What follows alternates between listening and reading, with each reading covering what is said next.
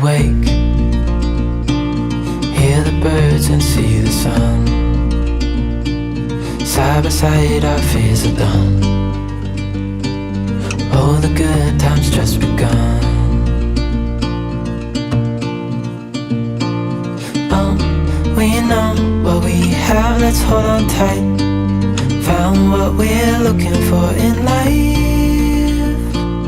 Call us crazy, but things are finally right.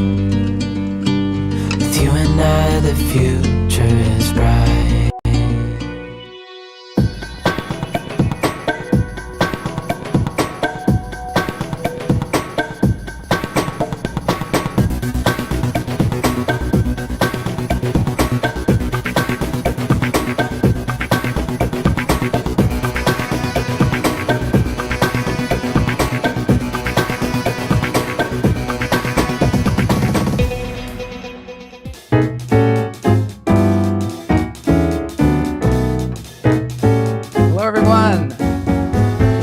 Welcome to Lunch Therapy. This is Lunch Therapy, a very special edition of Interview Friday.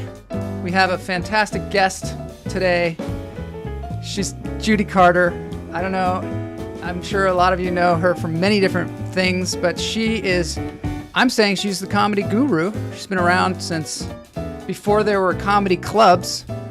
She's had a career that has spanned many, many decades. She has so much experience. She's written all kinds of books on comedy that will help you with your comedy, help you with your public speaking, help you even in meetings at work if you're not a comedian, or if you are a comedian and you still have meetings at work like myself. Hi, Danielle. We are here today coming to you from the Trash Panda Comedy Club. It happens to be Birds Aren't Real night. All the birds are up there at the microphone just doing their thing. Hoy, Chuck Goldsmith. Oh, you're going to like the episode today. It's going to be a good one for you because Chuck is a budding stand-up comedian, and there's just so much information. You know, sometimes people that you meet open doors to possibilities in your mind that you didn't know were there, and also unlock keys to creativity that help you develop, and I think this is the kind of interview that does that. So let's get into this thing. It's called Lunch Therapy, Interview Friday. I'm gonna get myself a modem. I'm gonna get myself a modem. I'm gonna get myself a modem. I'm gonna get myself a modem. I'm gonna get myself a modem. I'm gonna get myself a modem. Okay, it's Interview Friday. It's raining here in Los Angeles. It's like it's been doing many days out of this winter, which is totally unusual, but I'm sick of it.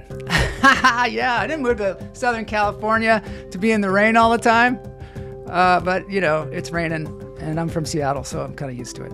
But tonight, I'm going to be on the comedy stage at the Comedy Store. It's sold out, believe it or not. It's sold out, but with this rain, I'm sure there will be tickets available. So if you want to come down and see me at the Comedy Store with the amazing Sally Mullins and Vargas Mason and a whole bunch of hilarious comedians, please come on down. Lots of hummingbirds are coming. This is Lunch Therapy for those of you who've maybe never seen it before and you're just tuning in to see Judy Carter and learn something. This is a show that happens Tuesdays and Fridays at noon on YouTube and various other places like LinkedIn and Facebook and wherever you go to watch your stuff. We also have a podcast. I started putting the interviews back up on the podcast, Joel Marshall's Lunch Therapy. That's available on Spotify and, I don't know, Apple Podcasts. Every place you find podcasts, you'll find it there. This is a really fun thing because I have been doing this show for a few years now, and I've interviewed hundreds of people, but probably 125 people or something like that. And Judy, I've been trying to get for a while. I saw her out there on the internet, and I was like, I wonder if I could get her on my show. And you know what? We got her. This is a pre-taped interview, So there's going to be a chat room. I'm going to be in the chat room. We did this thing on Tuesday because she wasn't available to do it live. But, that might be good because I get distracted sometimes when interviewing people and I have to run the whole thing. So I think you'll really enjoy this. We start the show with 3 deep breaths because when I started this show, I was broadcasting out to the internet and I was kind of jacked up, kind of nervous and worried that it would go well or whatever. And so I was like, let's see if we do some breaths at the beginning of the show just to calm me down. But I think, it's good for everybody. So let's do this thing. In through the nose, out through the toes. Hold it. Let it go. Dan, it's good to see you. Looking forward to our show at the Comedy Store tonight. All right, Dan's in the show too. So excited about that. Yeah, that's going to be good. In through the nose, out through the toes. Hold it. Let it go.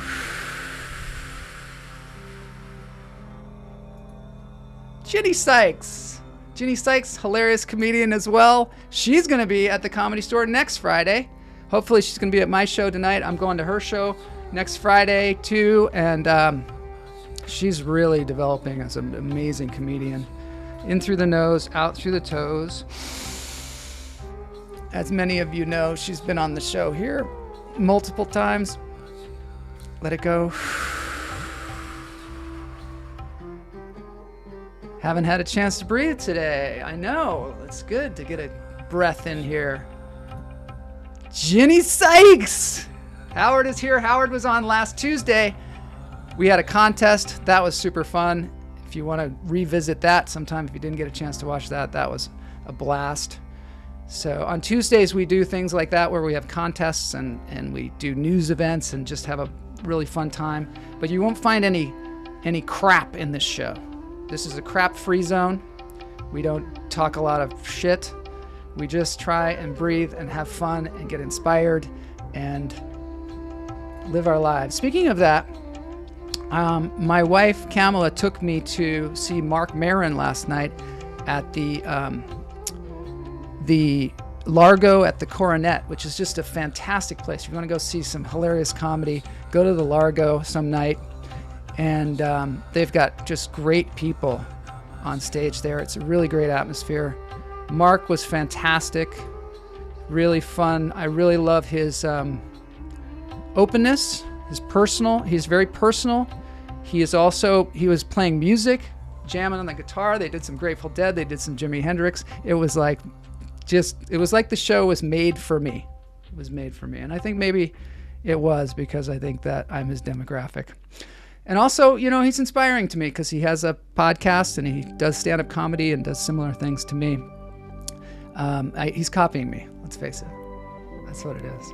All right, let's get into this thing called Interview Friday with Judy Carter. Judy Carter this is wild. She was around before, you're not going to believe this, but she was around before there were stand-up comedy clubs and where you had to do stand-up comedy wherever you could.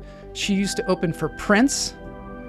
I don't want to give away a lot of this interview, but it's like remarkable. She also was the first comedian in the main room at the Comedy Store. It's Mitzi Shore's Comedy Store here. That's where I'm going to be tonight. I'll be in the original room, however.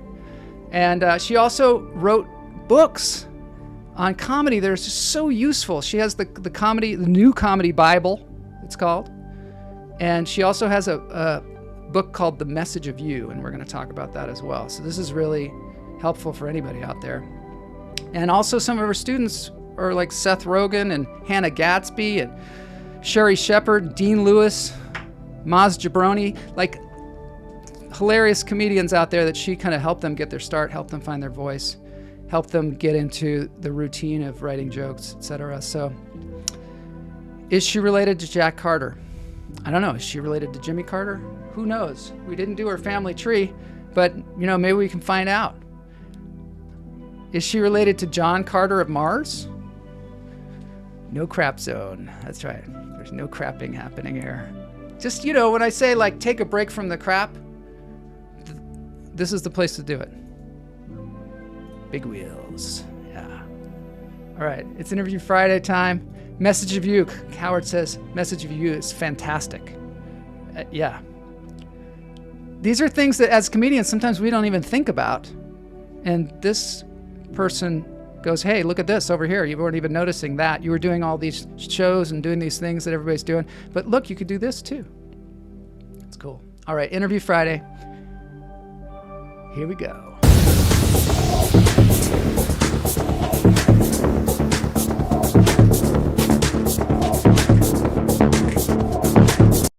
Great to have you here, Judy Carter. Thank you for being on Lunch Therapy.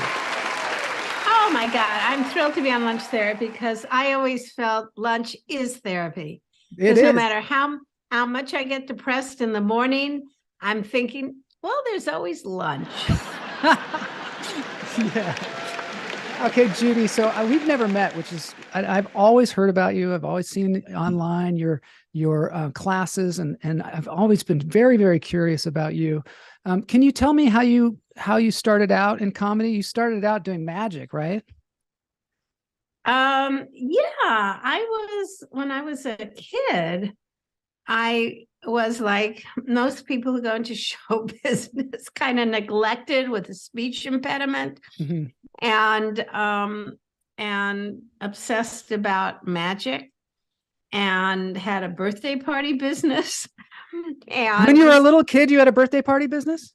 I had a birthday party business when I was 8 years old. I actually have, we even called up the LA Times and they did a story on it. I mean, I was an entrepreneur at a very young age.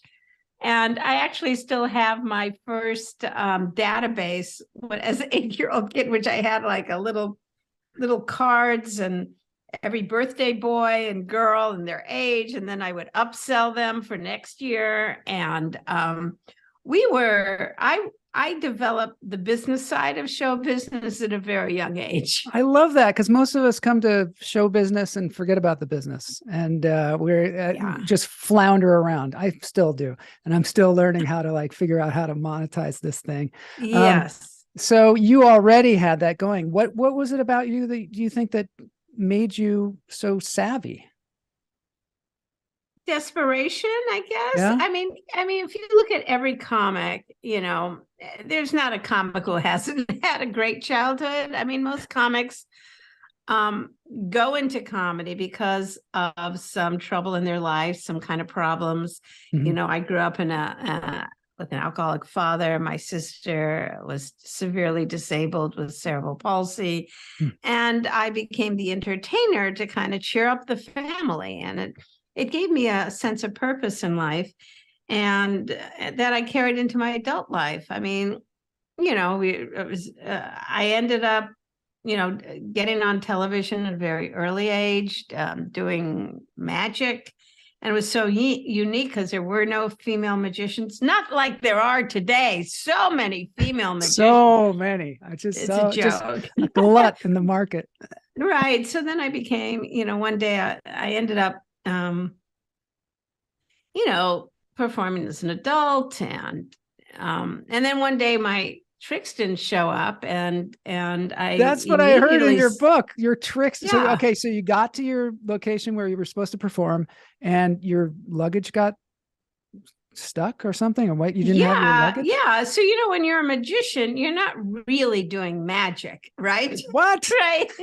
You know that it's not. It would be so much simpler. You have to schlep all of this stuff, right? Yeah. And if you forget one little thing, the trick doesn't work. So, you know, I was traveling just with I was doing sawing a man in half with this huge electric saw. God. And times were different. Imagine trying to get through TSA with all that, you know. Can't even imagine. So with saws. What are you doing here, ma'am? Exactly. And then, you know, I said, hey, I'm sorry, I can't go on tonight. And this was Playboy Clubs. And he says, well, hey, Hef, the man, it was Chicago, he's coming tonight. and the show's at 8. And I'm going, oh my God. And so there I was, in the bunny locker room, just sobbing into some bunny's breasts. And what am I going to do? My trick shit, honey. Just be who you are. Just this bunny was him. Really? Just so you had to perform anyway. Happened. So I performed, and it actually went well. I was just funny. I was. What did you funny. do? Did you just do comedy, or did you like try and do magic, or? No, I did I ran to the store. I got a deck of cards, and I figured I'd do some card tricks. But mostly, I was just funny. Yeah. And Hefner really liked me. Hugh Hefner. At that time, he booked a lot of comics, and he was the biggest, before comedy clubs, he was the biggest employer of us comics and jazz singers. And so he, loved me and invited me up to the mansion in Chicago, and I got to stay in the leather room, although it was really vinyl, just saying. And I started to work for him, clubs all throughout. Was it hard being a woman in that environment where people like wanted something else from you besides comedy, or were people coming on to you or anything like that? Or was it difficult? Well, that's always hard being a woman in show business. Where did you hear that? I've never heard anything like that. No, so easy. Well, of course, we women who were the pioneers back then had to, so much. We had to, it was, way before the Me Too movement, and you learned how to, navigate around things and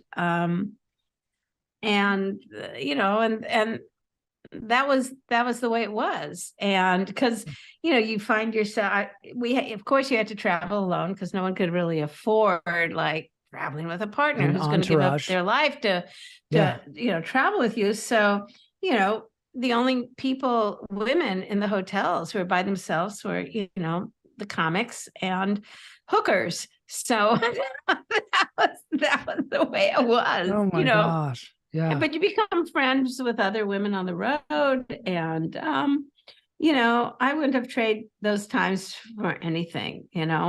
I was on the road with Prince. With Prince? Was super fun. Yeah, I was his opening act for a while. Yeah, this little Jewish girl was opening for Prince. Somehow it worked. Did you ever like hang out with Prince? Do you have any Prince stories?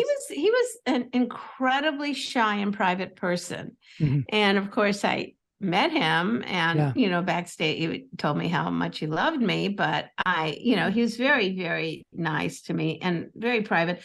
Mostly this, if you're opening for someone who's a star, they don't generally hang with the opening act, but you get to stay at the same hotel and go to some of the same parties and things like that. So that's what that was like. How incredible. Yeah. You said something interesting. You said it was before there were comedy clubs. So there were no comedy clubs. There was a time where there were no comedy clubs. No, back then it was in the 80s, late 80s, where there was the comedy, call it the gravy train days. Most comics referred to it as like everybody opened a comedy club. Everybody with a trust fund opened up a comedy club. Mm-hmm. Oh yeah. And I'm not clear on what dates or what everything happened, but back in those days, the only comedy club in LA was the Comedy Store. Mitzi Shore had a place called the Comedy Store. They didn't even have a liquor license. They used, there's a place next door, a rock and roll place. So the Strip and Sunset Strip had like a lot of like Whiskey a Go-Go, the Roxy, and Art LeBeau's, and then, a little place next door. Oh, yeah. Mitzi opened a part of it. And then the waitresses would run over to get drinks from Art LeBeau's club because there was and that was it. And then Bud Friedman opened the Hollywood Improv. And the improvisation had been rolling in New York, and then he started to bring New York comics out to LA, and those were the great days. And then I was on tour maybe during those days 46 weeks out of the year, working constantly. Clubs? Yeah. Working comedy Yeah. clubs. Yeah, because you would just go one to the other. That plus college gigs, was kept every comic was working, but the market got very flooded with comics, and most of them were not very good. So it kind of came to a burst. Yeah. But those were the days. Yeah. I'm surprised to hear that you're from California, right? Yes. You seem like you're from New York to me. You know what I mean? Like Yeah, you've I'm got such a excessively. Yeah, yeah. I had a speech impediment, so my grandmother, who was from Russia, yeah. taught me how to speak. So I'd go over her house, she'd teach me, and so that's why I ended up sounding like a Jewish butcher. I love it. Yeah. I love it. Yeah, but I'm from In California. I'm so LA. surprised. Yes. So yes, that a was real that. California girl. Yeah. So it's really interesting though. What where were you doing comedy before that? You were just opening for bands and in the Playboy clubs and these kind of places where there was entertainment going on, but you were like opening for them, or maybe an act in between things. Is that how people did comedy back then? Well, if you look at it in those days, a lot of the headliners were men, and or even women if they were a singer, but if they were singers, so to have a singer open for you is kind of a lot of times a conflict. So it was such a unique thing to have a female comic, and it was it really didn't work for a comic opening for a band because people were so high and effed up on drugs. They can't and listen. sometimes they delay the show, and then people would time their drugs to come on with a main act, and then they were peaking and they were pissed, and I'd come, and it was just hard those days, and also you're performing for like 1,500 people, 2,000 people a lot of time, big amphitheater, and it's just those. What was those your were family like difficult. about this? Like when you hit the road pretty young and we're going around performing. Yeah. Was your family like, what are you doing? Like, why is my daughter doing this? Or were they just sort of like, oh God, no, you go, girl. They were, my mom was from LA, so they were like, of course you're going into show business and you better get famous. That was, LA parents were, I guess if it's the industry of a town, I don't know, like maybe you're born in West Virginia, you're going to be a coal miner. That's the family business. Well, you grow up in LA. That's the family business, right? It's the industry of the town. Of course, it makes sense. That's the industry town. Yeah. Totally makes sense. So did you start performing at the Comedy Store a lot when Mitzi was around? Or there was, I actually, matter of fact, when she opened the main room, I was the first person to play it. I was opening then with Jackie Mason. Wow. Yeah, I just came across an article about that. I forgot about that. But yeah, no, you have to understand there weren't very many comics. So when I wrote my first book on, called Stand-Up Comedy, the book on how to take your life and turn it into stand-up comedy, it was rejected from 59 agents because everybody said nobody wants to know how to do stand-up comedy. Oh. And so the time finally, I got number 60, because there was no such thing as a self-published book. You had to get an agent, you had to get a publisher. And then what happened was number 60 liked the book and sent it to Random House, and they liked it. And then I got it published, and Oprah Winfrey had me on her show because she said, I didn't know you could teach people how to be funny. And then it just blew up. So my whole career, of course, you get near Oprah and, everything blows up. She just has a way of, making stuff happen. And so that just was crazy. Really that was crazy. And then what happened is everybody, and even my gynecologist wanted to do stand-up, like, oh, your pap smear's clear. And by the way, come see me. I'm doing a set of yuck yucks. And it's like, what? It was just like everybody now is a stand-up. And it's become a passion for people to get up and stand in the spotlight and talk about yourself and have everybody laugh and love you. And my books on how to do that sort of led the way. And most of the older comics are all pissed at me because we can't get spots anymore. Everybody is a comic now because of you. The secrets.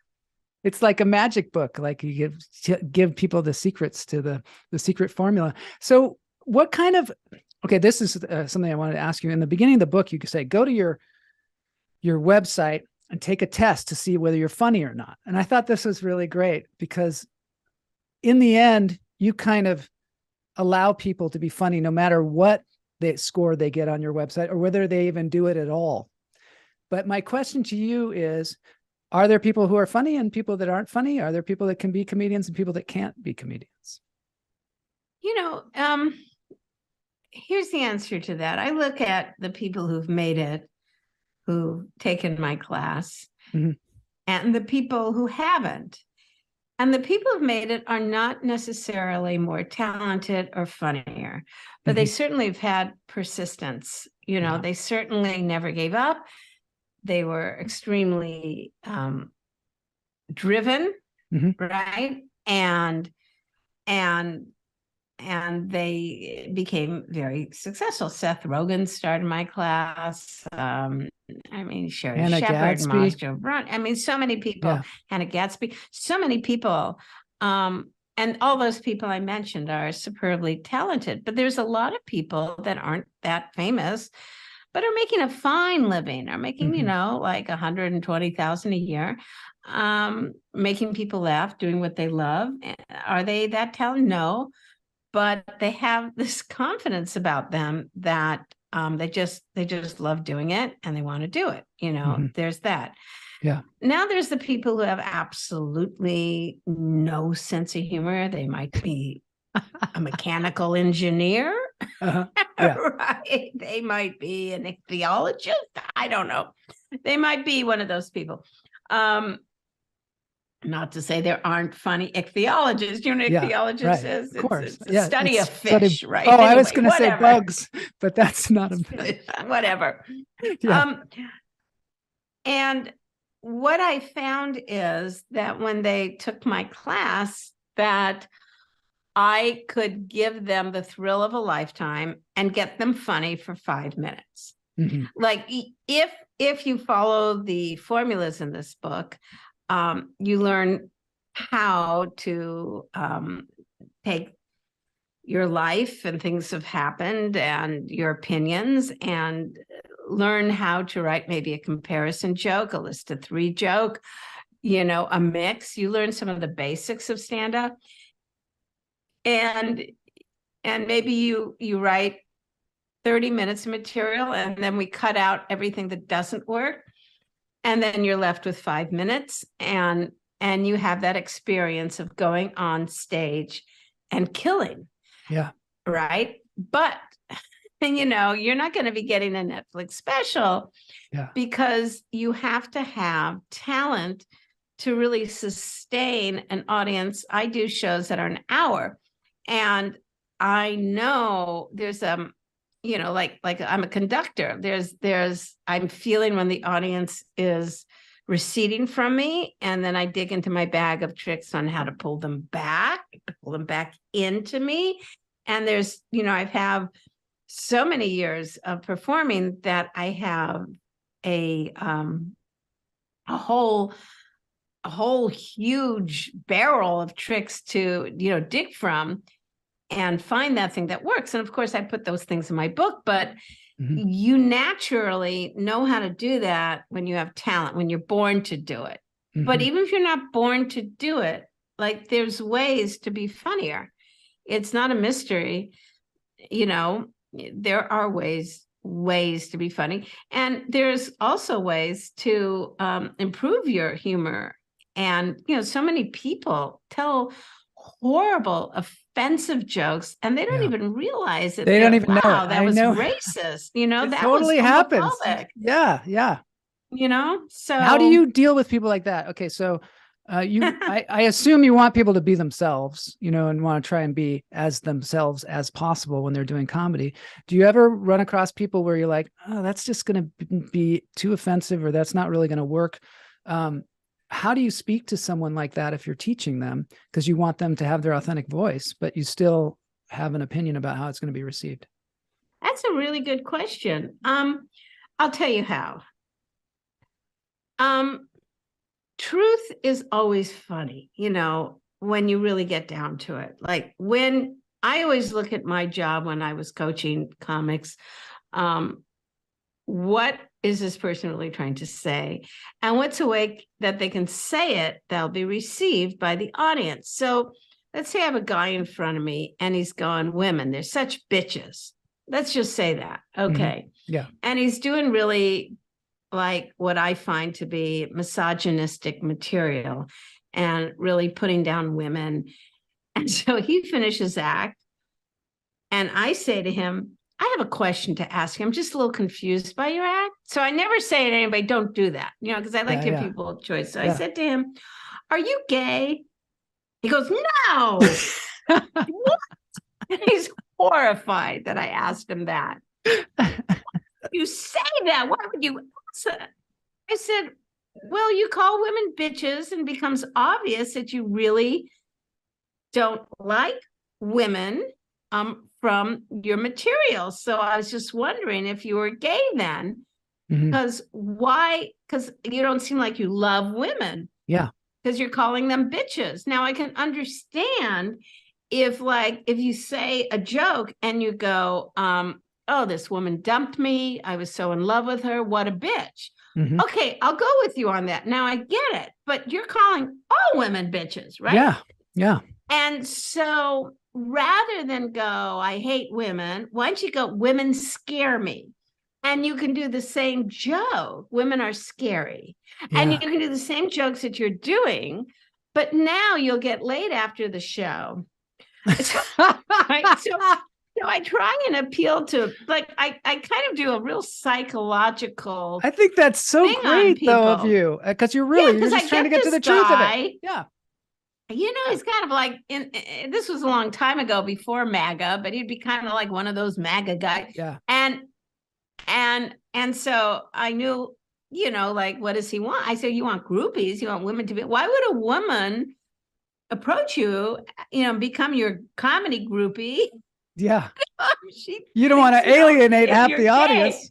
51%. So he did a great, but the truth is, all men who go, women are all bitches.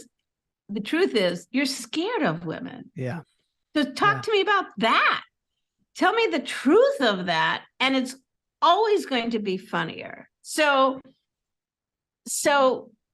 but in the end, I'll always say, but it's your act. You do what you want up there. You get to do what you want. But I'm just telling you, that's what the audience is going to think. God, that's so great. That's so great because you're not like telling them it's wrong. You're just saying like this, let's get to the meaning of this, the real meaning of it. And I don't believe in censorship. Yeah. I mean, I don't. And I know, there's been really brilliant comics who have said pretty horrible things. Mm-hmm. Dave Chappelle has said pretty horrible things about trans comics. Mm-hmm. Sounding extreme, fueling this kind of hate. Yeah.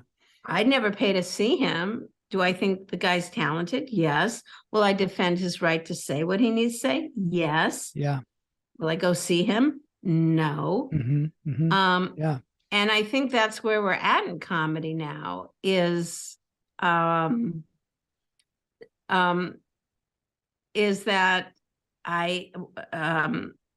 books are being banned right now. We're living in a culture war. Yeah. And it's harder and harder to do comedy. Mm-hmm.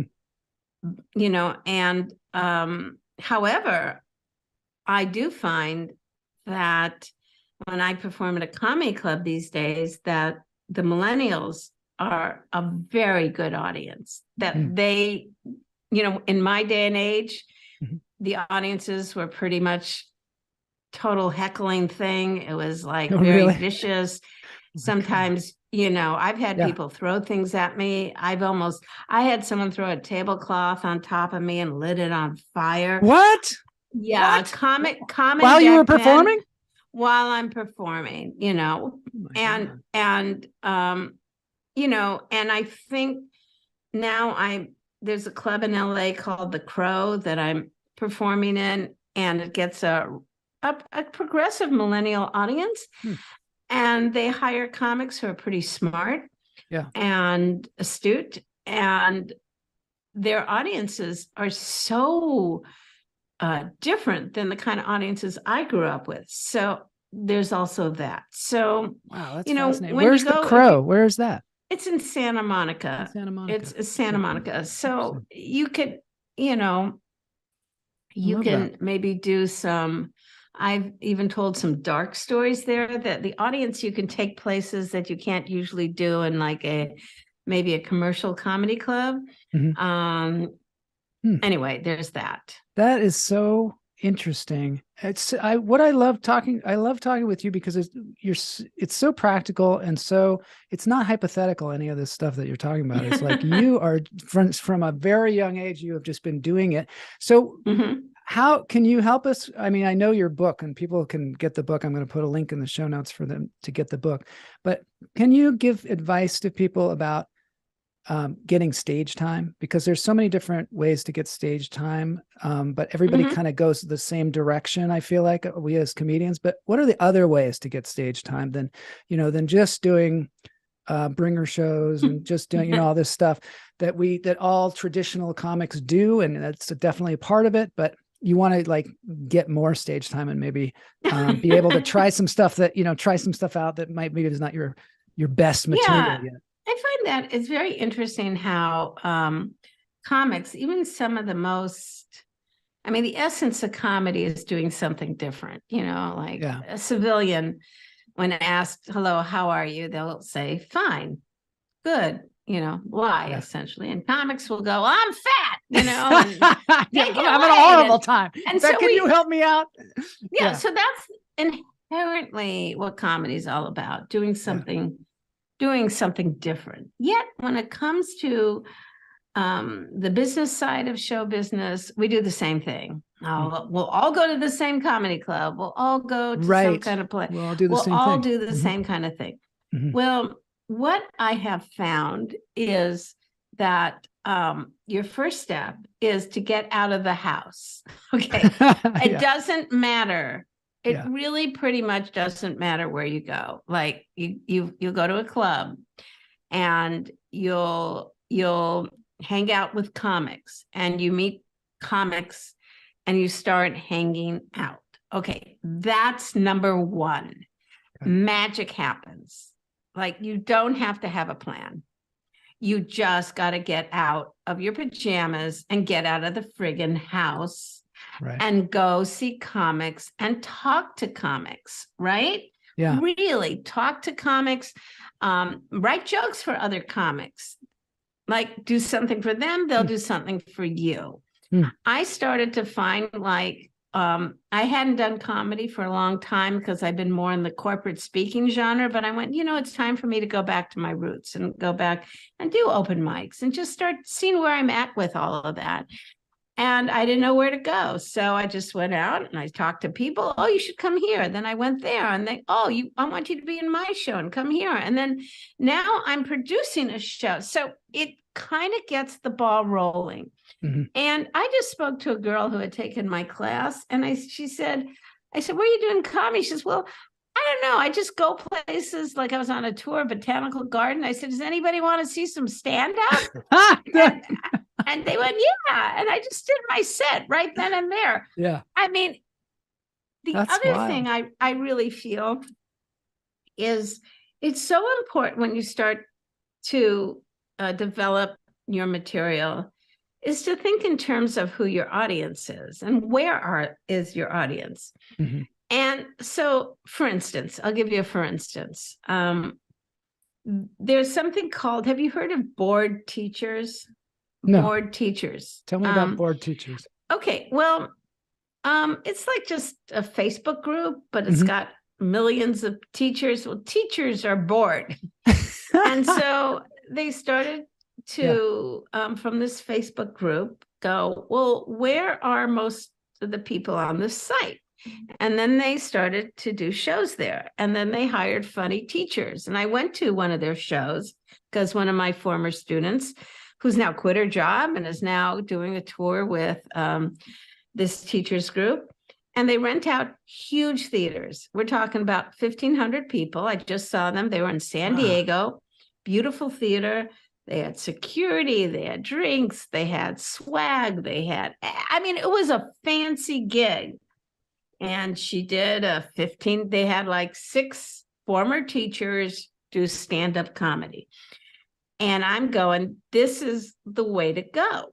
Yeah. So it's like, take whatever career you have, even if you hate it, if you're a radiologist, if you're a nurse, if you are whatever you are, if you start putting up funny stuff about radiologists or nurses, or you develop something like that, you're going to start getting a following. And then you could start filling seats. So you could find a little place, a little bar.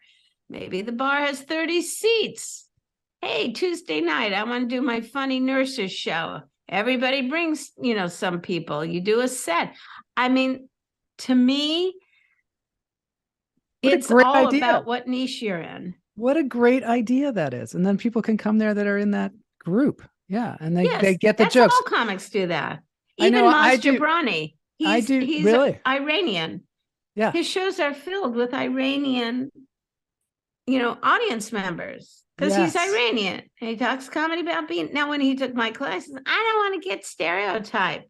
And I talked him into it. I said, you're going to talk about jokes about taking people hostage when on a date or whatever. You're going to talk about stupid stereotypes. Lean into it. Just totally lean into it. Yeah. Lean into it. Double down on it.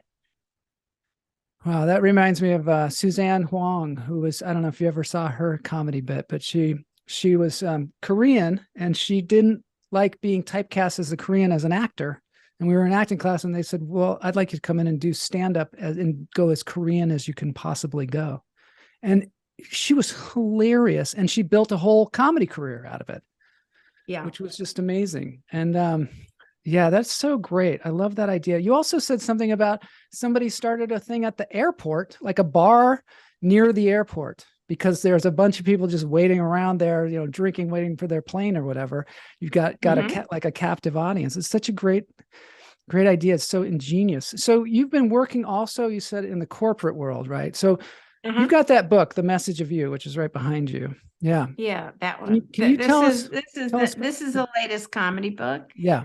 And this is The Message of You. And I might want to say too that you have the Audible version of this too, which is great because you read. We got Audible. We got all the stuff. I'll put a link in the show notes. But can you tell us about? It's $9. The New Comedy Bible is like $9, and you'll get your 5 minutes. There's so much in it too. There's so much in it. Before we depart to The Message of You, I do want to ask you one other thing about writing. You say this really important thing in the book about how you should write for at least 20 minutes a day. Can you tell us about writing comedy and how you can develop new material all the time? Yeah, absolutely. Well, you don't know what's really going on in your head until you sit and you just write. And sometimes you might be surprised what comes out or what you start talking about or what, I don't know. All of a sudden you're writing jokes about edibles, and then all of a sudden something funny pops out about, about a boomer joke. Oh, you millennials have it easy. In my day, we had to make our own edibles. We had to, it was like make that brownies or whatever. Yeah, we had to make we were so creative. We had to take an apple and make a bong out of it. And while we were high, it was anyway, you just never know. So, and then you go, all right, this is funny. There's something here and let me see what I can do with it. So, I have this book called The New Comedy Bible Workbook, because I found like I would get ideas throughout the day, because people think writing and you sit down, you write comedy, and that's not what you do. What you're talking about is something we call morning pages, where you just you write for 10 minutes, see what comes up, and maybe there's something there, and then you start thinking about it, and then maybe you think of a joke. So I did this Comedy Bible workbook because what I got messed up with is I get an idea, I record into my phone, I forget to find it, then I don't know what it's about, and then and then I lose it, and then it's just all over. It's the the place, organization that's hard. It's organizing all these thoughts into something cohesive and that are all together in one place rather than different points in time. So I wrote a workbook where it's a 30-day challenge. So every day you just set a timer, write 10 minutes, and you write. And then you look at it and you see what topics you're thinking of, what's going on in your life. What is you're dating, you want to date. So maybe the topic is dating, because stand-up is topic-based, not story-based. So it's not what happened. It's like looking for some topics. And then, I'm job interviewing. Okay, so maybe you could write, 6 jokes about, job interviewing and anyway, and then but it's all self-contained in this workbook, and I use it too. You use your own workbook. Yeah, I write things because I need to use them myself, because I get discombobulated, Yeah. I think all comedians too, we're so improvisational as far as coming up with ideas and things like that sometimes it's hard to grab them. Yeah, I can, and who says you have to sit down and write anyway? This writing is not it's just sometimes I just write, I hate writing. Why am I writing this? This is stupid. I'm sure you don't, though. I'm sure you don't. No, I do. Really? Absolutely, I do. But I read this book called Atomic Habits that said that you link, in order to develop a habit like writing, you associate it with something you like to do. So I have 2 things that I like to do. Yeah. I like to do the New York Times word game in the morning. Yeah. That's and fun. I like to do drink coffee. So those are 2 things that I will do every morning. So before I do my Wordle, I can't do unless I do a 1-minute plank. And you can do anything for a minute, right? So I do my 1-minute plank, and then I get to do Wordle. And then I take my coffee. Yeah. And before I drink my coffee, while I drink it, I have to write for 10 minutes. And I set a timer and I drink my coffee. So those items are stacked together. So because I'm not naturally a person who has routines, like a lot of people do, they just every day they write something, they do that, but I find the only way I can really write comedy is then I take some of these rough sewage of ideas, and then I'll call a comedy friend. I say, hey, let's Zoom. You get a half hour, I get a half hour. Let's write some jokes together. Oh my God, that's the other thing that you talk about, having a comedy friend. I think this is so great. I oftentimes have trouble collaborating with people in that way, because I'm we have to coordinate our schedules, and then we have to do it some kind of regular way. How do you manage having a comedy friend? Is it just somebody you pick up, or is there something you text them every once in a while, or do you make every time I go to a club and I see a comic I like, I say, hey, do you want jam material with me? And most of them know who I am and whatever for my book. But most people love that. And I think with, sending calendar link and, Zoom. So I created a Facebook group called, the Comedy Bible Fans. And people write material. People are looking to, get comedy buddies. People are trying other comedy buddies out. So it's a Facebook group called, I love that you're facilitating this for other, obviously it's a business, but it's also a way to help really a people. Business anymore. It's I'm not charging for anything. Wow.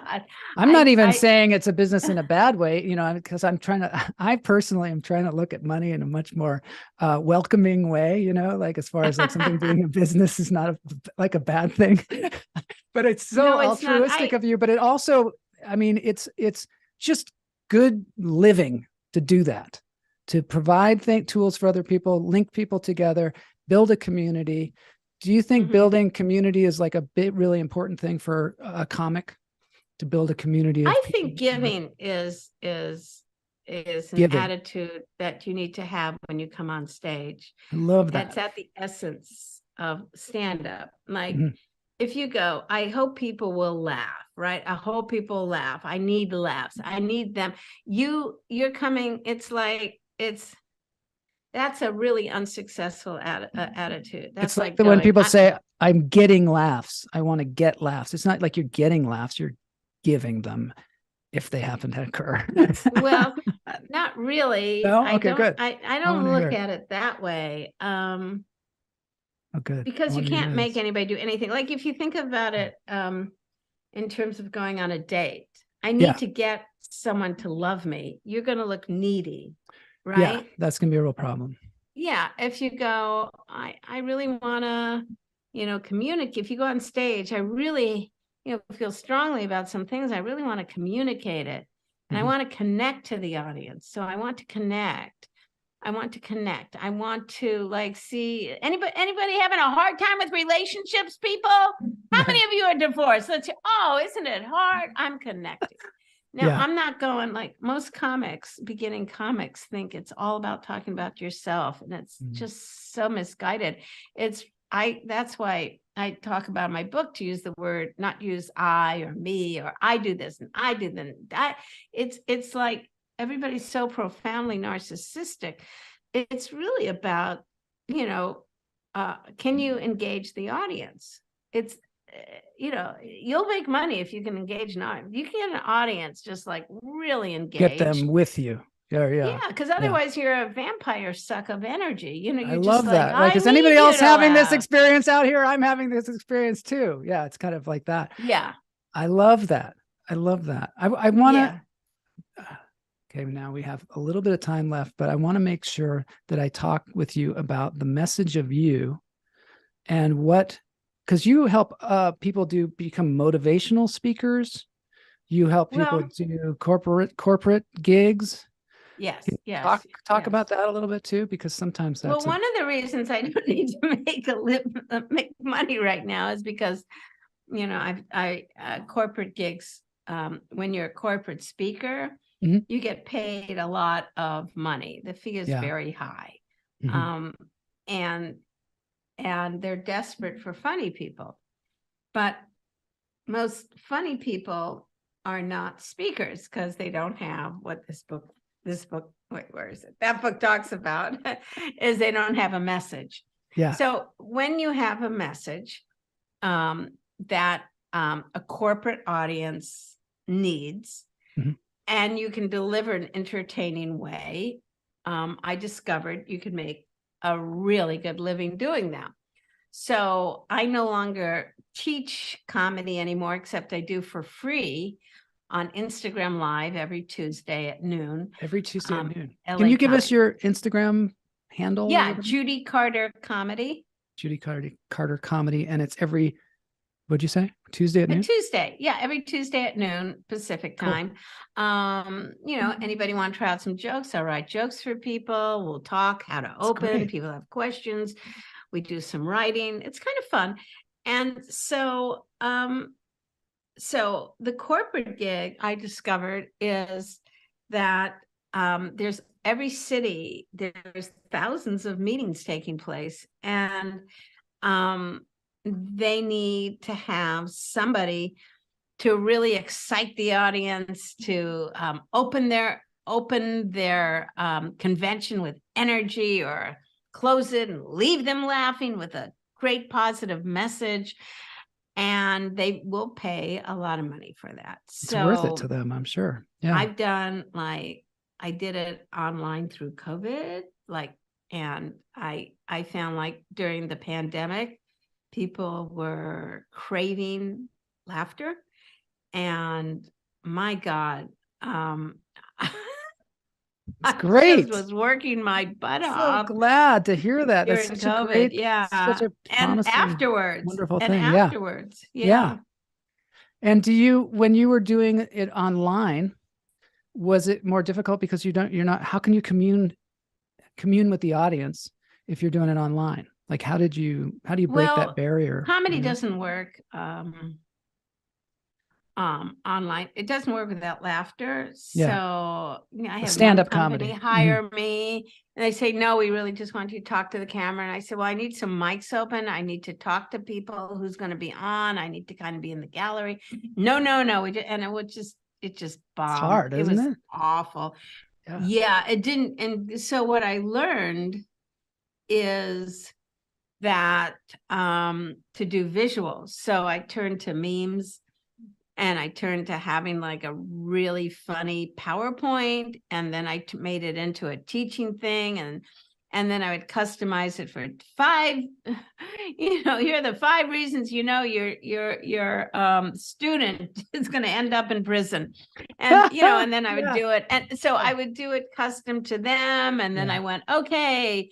Then I do audience interaction. Let me give you a setup. Like I'd say, like a list of 3. Like here's an example of a formula from the New Comedy Bible. Is like I should have known that my marriage was ending. There was 3 subtle clues, right? There were 3 subtle clues that my relationship was ending.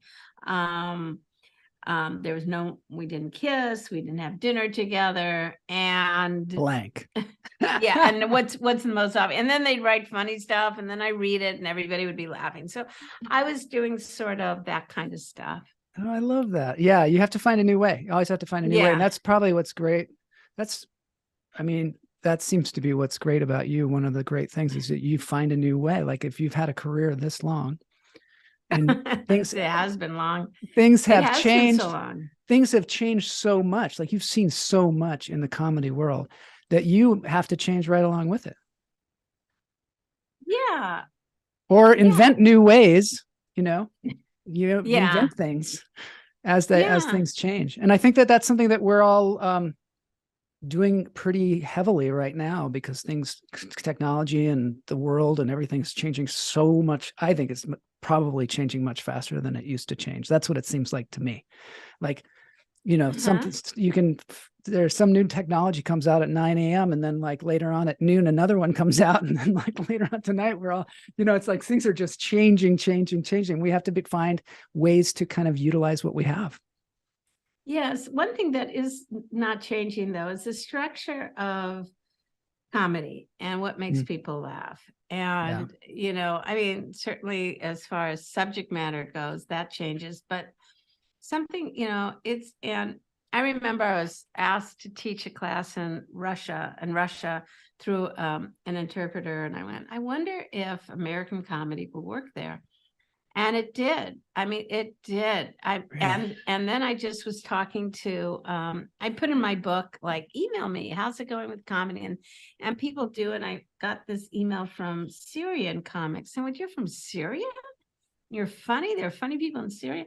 And they showed me some of their jokes. And it's like, it's about the same things. Like, no matter what, we're having trouble with our mother, our kids, it's really the same kind of stuff, no matter where you are. And now my book is being released in China, heavily censored, and there's those elements, like certainly in Syria, they can't do political material, they can't do sexual material or LGBTQ material.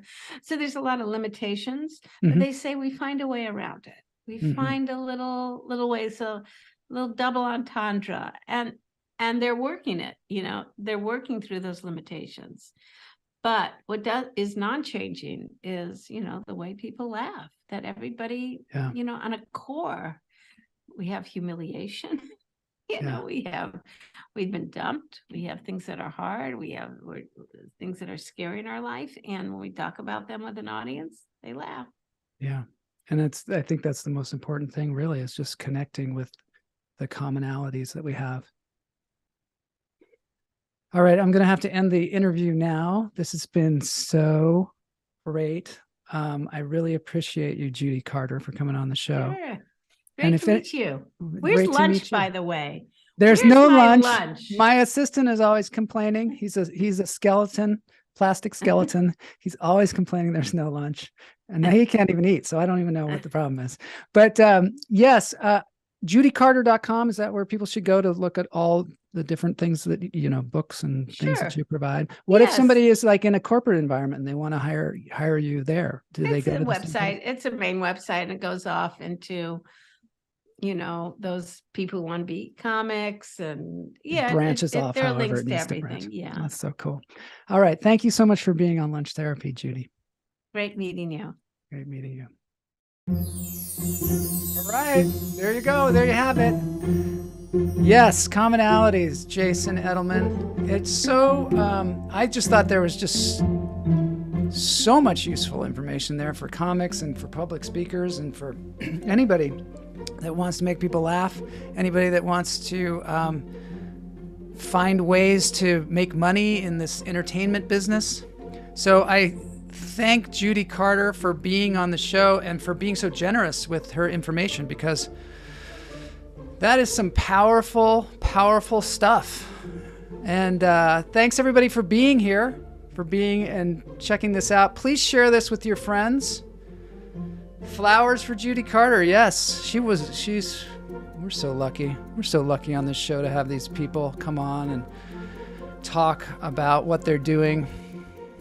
Thanks, Chuck.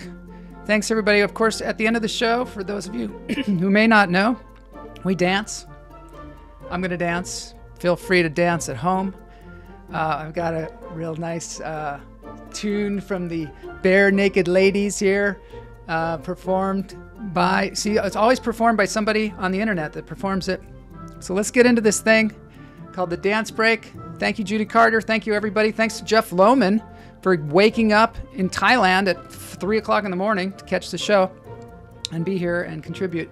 And he's a teacher. He's not bored, but still, there's always excitement to be found. Smart, insightful, giving, and funny. Yeah.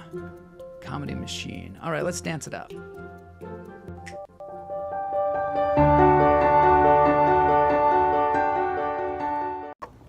It's been 1 week since you looked at me. Got your head to the side and said I'm angry. 5 days since you laughed at me. Saying keep that together, come back and see me. 3 days since the living room. I realized it was all my fault but couldn't tell you. Yesterday you'd forgiven me, but it'll still be 2 days till I say I'm sorry. Jordan then Mack. now I want your hoodwink to make you stop think. You think you're looking at Aquaman. A summer fish to the dish, I like a shower Swiss. I like the sushi cause it's never touched a frying pan. I like wasabi when I bust rhymes. Like Leanne rhymes. Cause I'm all about value. Yes, tonight. Thank you, You Howard. You try to owe me, but I Appreciate bust that. through. Gonna take a break and make it fake. I like a stinking Dan nigga. Ochoa is gonna be there. The flavors. Doing You some see the comedy showcase and too. You know the vertigo is gonna go cause it's so dangerous. You'll have to sign a waiver. How I help it if I think you're funny when you're mad. Trying hard not to smile though I feel bad. I'm the kind of guy who laughs at a funeral. Can't understand what I mean, well you soon will. I have a tendency of wear my mind on my sleeve. Have a history of taking off my shirt. It's been 1 week since you looked at me. Threw your hands in the air and said you're crazy. 5 days since you tackled me. I still got the rubberns on both my knees. It's been 3 days since the living room. Love this too. I realized it was all my fault, not a moment too soon. Yesterday, you'd forgiven me. Now I'll still be 2 days till I say I'm sorry.